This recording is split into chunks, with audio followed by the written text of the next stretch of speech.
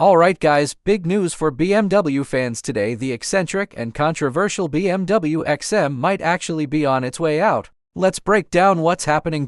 So here's the situation. The XM was already BMW's slowest selling model in 2025, moving just 7,608 units globally. To put that in perspective, even the now discontinued Z4 Roadster sold better than that. And 2026 is looking even worse. Sales through June dropped a massive 22.4% compared to the same period last year, down to just 2,816 units. Now, BMW never expected the XM to be a huge volume seller. It's an expensive, niche, and branded plug-in hybrid SUV. But apparently, the numbers have gotten so weak that reports now suggest the entire model could be facing the chopping block.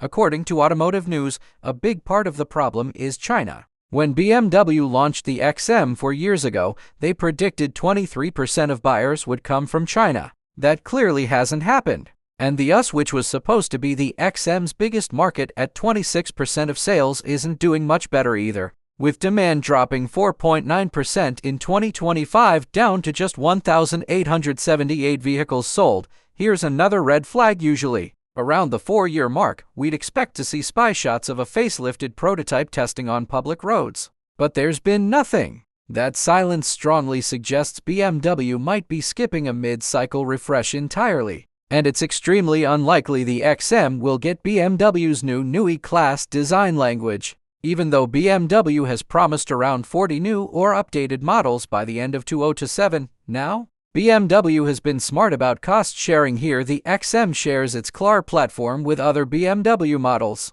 and its plug-in hybrid V8 setup is also used in the M5. Even the non-US XM50e variant borrows its inline-6 hybrid setup from other BMW models. So it's not like BMW is losing a ton of money developing this thing in isolation, but even with shared costs, the XM might simply be too niche of a product to justify a second generation. To be clear, nothing is officially confirmed yet, and automakers typically plan years in advance, so a sudden cancellation isn't likely. But the complete absence of any facelift signs is a pretty strong hint about where this is heading, and if the XM does eventually get discontinued, it wouldn't be alone. BMW has already killed off the Z4 and 8 series, and the i4 is also on its way out to make room for the upcoming i3 sedan. There are even rumors that the 2 Series Active Tourer minivan might not be safe either.